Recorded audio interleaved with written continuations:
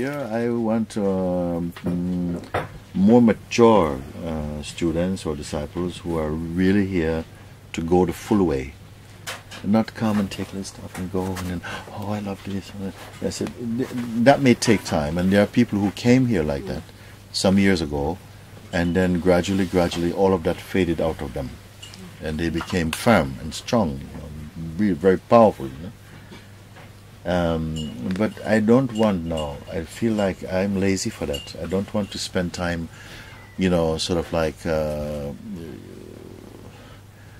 watching a tomato plant grow. I don't have the time. I just want to come. I want to eat the fruit. I want tomatoes to eat. I don't want to watch them grow. Grow in silence or something. When you come, I want to feel your richness. You're ready. I can pop you in the mouth. Finish. They must have something. It's already difficult as it is in the world because there's so many things seem to trap the human mind into so many little crevices, this thing, and you're lost. You're off again in the bush, So, for people in that state of mind, they are uncountable, I'm looking for the ones who have come here for freedom.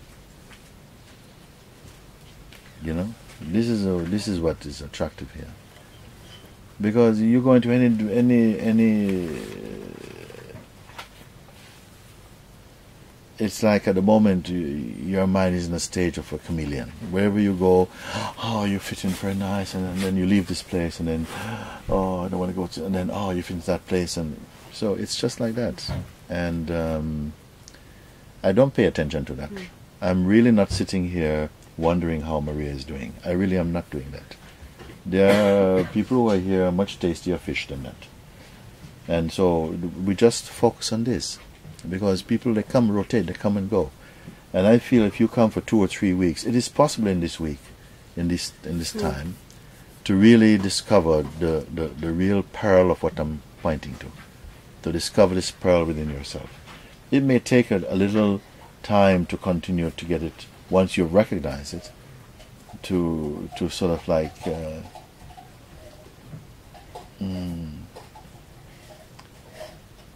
allow the mind to kind of like just dissipate in its influence. Comes, goes, come and go. That is what come and go. But now something much firmer is here that doesn't come and go. So the coming and going of tides, the tide come in, tide go out. The moon rises, the moon sets, whatever. This is life. There's nothing to report there for me. I want to see if someone finds that which is timelessly unchanging and ever perfect in themselves. Because it is not difficult to find it. And once it is found, nobody can keep it. Because it is not to be kept. It is not, nobody can keep it. The Buddha could not keep it. Christ cannot keep it. Not keep it like effort or energy. But you realize this is it. And it underlies, it's like the common denominator to every experience. Everything comes and goes except this. It's not something you have to keep up. It's not a practice also. It's not a practice. Don't be searching for a practice. That which I'm pointing to, however long it takes you, this week, this month, this year, this life, at some point in your existence, you will find it. It's a question of time. Maybe lifetimes. But I am not a bargainer with time. I have no interest in time. Having found it timeless, I am not here to negotiate time. It is like that. Everybody else talks time and effort, and gives so much, interest to their personalities. This is such a poor game. It's very poor. You should not be here talking about your personality over and over again, and falling into states of sorrow and misery due to your own person and so on. This is just so nonsense. You've had such a tremendous privilege and advantage in coming to a place like this that totally supports your liberation. And to be here, shedding tears about your person is just really pathetic. So Must be in some people the power to rise up beyond these things. It's not that difficult. And I'm not talking to you as a person, because as a person you'll find things very difficult to do. Donkey work. I never spoke to you as a person. I speak to you as consciousness. Because only in consciousness you can be magnificent. You cannot be magnificent as a person. In consciousness you understand things, and somehow in your understanding it sets all things right. But if you want to labor like a donkey, yeah, be a person. You know, suppose I said you have to, before you can realize yourself, you must stop smoking tobacco. It's already a hardship. You can't even do this. Then why are you reading all big fat books about how many practices? You cannot do them. Nobody can do them. You entertain yourself with them for a season or two, and then you give all of them up. Every practice you have given up. Because they're not true.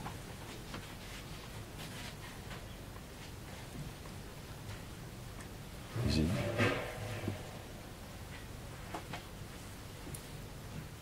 They're only for the hybrid self. They're not for the inhibited self. They're not for the real. The real is very clear and simple. But there was also something there that never changed, and it's still here, and it was everywhere. And the true one honors that seeing. They really honor it. They let everything else go, because everything else will go anyway.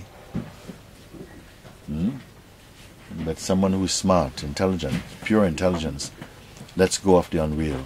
They don't have to grasp the real, because they see it is ever here. This is the only unchanging thing. But once you see, you stop monkeying around with the things which are coming and going, the momentary things. They come by themselves. You don't have to entertain them. They come. It's not that one has to be in some strict life and don't enjoy. The senses are also divine. Enjoy, let them enjoy. But don't be attached to them. Don't identify and say, this is me, this is what I am. And everything is fine, because it is passing anyway. As I told you, can you bring back yesterday? No, you cannot. Even with the best memory, the best you can do is to imitate, to regurgitate some thoughts you have. Why put so much energy in what is ephemeral, what you cannot keep? I'm trying to show you something you need not keep. You only need to discover and to deeply acknowledge this. You see, rather than to be. If you turn to your person, you'll always be restless. You'll always be restless in every situation. Whether you are, of course, you can say there are some people who are immersed in the notion of being a person. There may be a good bank clerk or something like that. Do your job well and all of this. But this is not what life is about.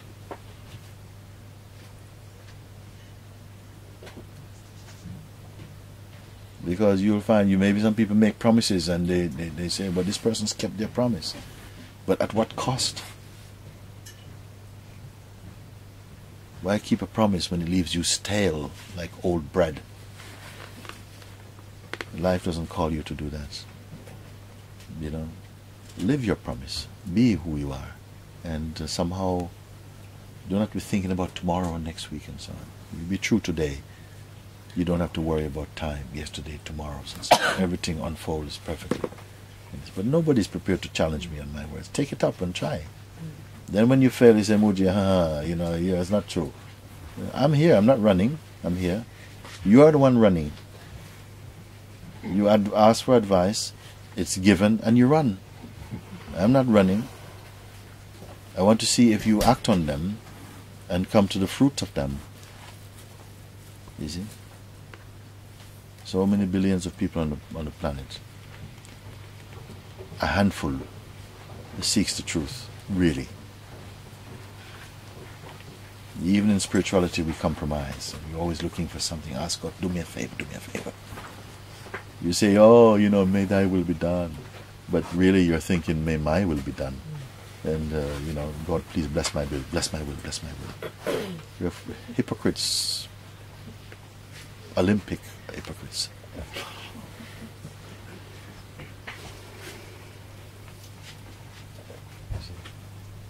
And yet all the while the truth is here.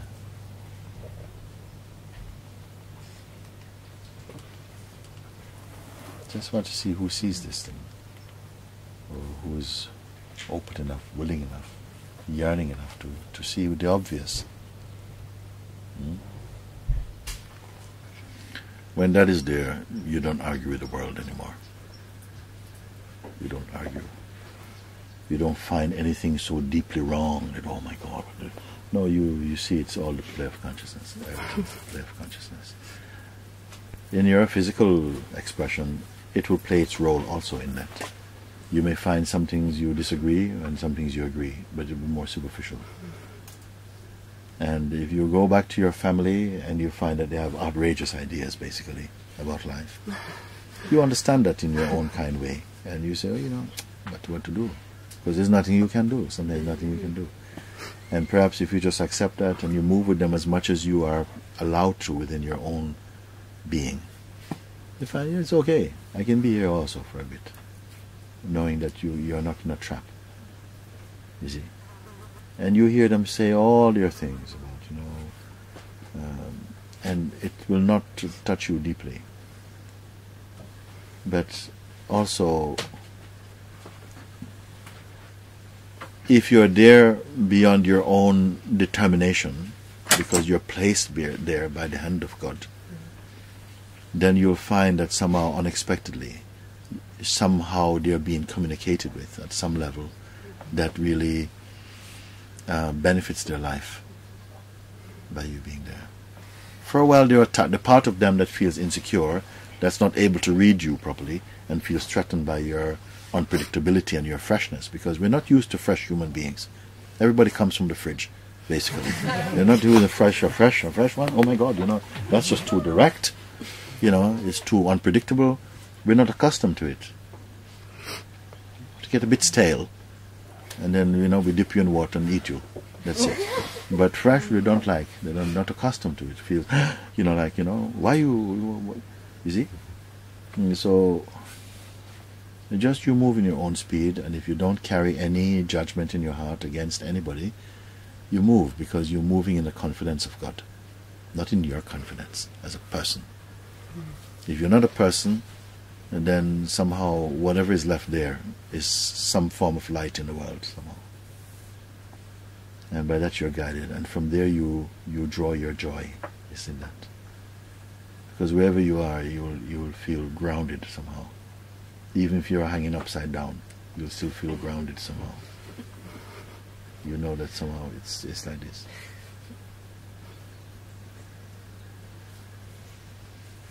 If you step, so to speak, inwardly, back into the center of your own heart, you better step all the way. And spirituality is not something to fool around with. Because as soon as you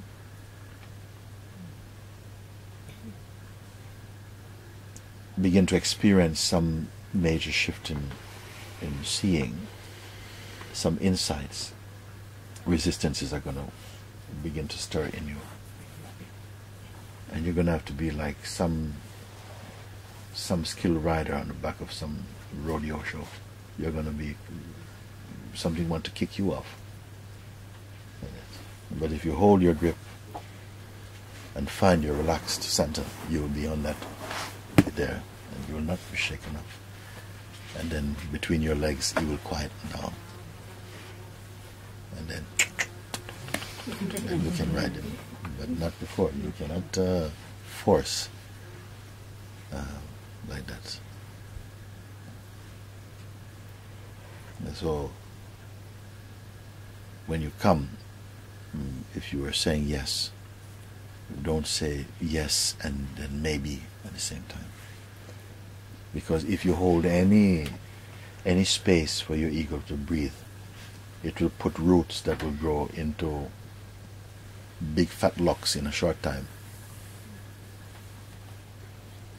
Just go completely if you can. This is why I say one doesn't come to the truth by just mental conviction. No, you have to be touched by the finger of God somehow, to be set on fire, and then with that power that comes to you, you have the power to go all the way. And all the way is not a question of distance. It's just to have sufficient courage in the face of adversity and trials and tests and so on, that it will not blow you down. You see.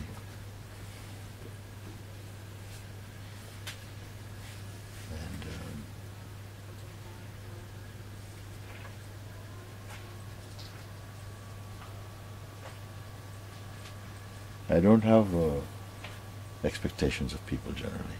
Of people, no. But here I have expectation. I expect that you get it. That's all. That you don't come and just be indulging. Because the mind is also trying to play its own cards here. It will try and play its cards. To try and, sort of like keep little interest here, little flickering things here. So your time passes and you miss your chance, Guruji, I really don't want to miss my chance. Yes. I just postponed it for such a long time. Yes. Already. Yes. Your attitude should be like that. There must be such a hunger in you that no force on earth can break your heart. You know, to it. And in fact, once you feel that touch of grace already, and you know the magicality of it, you know that it's not your invention, it's not your imagination, that something has kissed you from inside, then surrender everything. Don't salvage anything, just turn to it and say yes all the way. Just live in yes and all the wayness. Just move. You don't have to plan your existence anymore, because you are sitting in the lap of God, like I say. You just move each day. Don't think about the next moment. Just move and get familiar with your own spontaneity. Be with that. And so quickly, something expands. It's always expanding. So much joy, so much lightness, so much confidence, in life, when it is not interfered with by your own personal projections. And you see, you're living in the evidence of that. So this is why I say, what reason do you have to even feel that you will fail and what will happen? Just be in it. Don't forecast. Just move. On each single breath you are present. It is enough like that. All the beings who have gone back into the truth, returned to their truth, they go through their 40 days and 40 nights. They go through their night of shadows. Didn't it say in one psalm, yea, do I walk through the valley of the shadows of death, I will fear no evil, knowing that you are with me. Your rod and your staff, they comfort me. Surely goodness and mercy shall follow me all the days of my life. And I will dwell in the house of the Lord forever. Doesn't it say like this? For thousands of years, these words are opening the hearts of beings and setting them free. Why not you?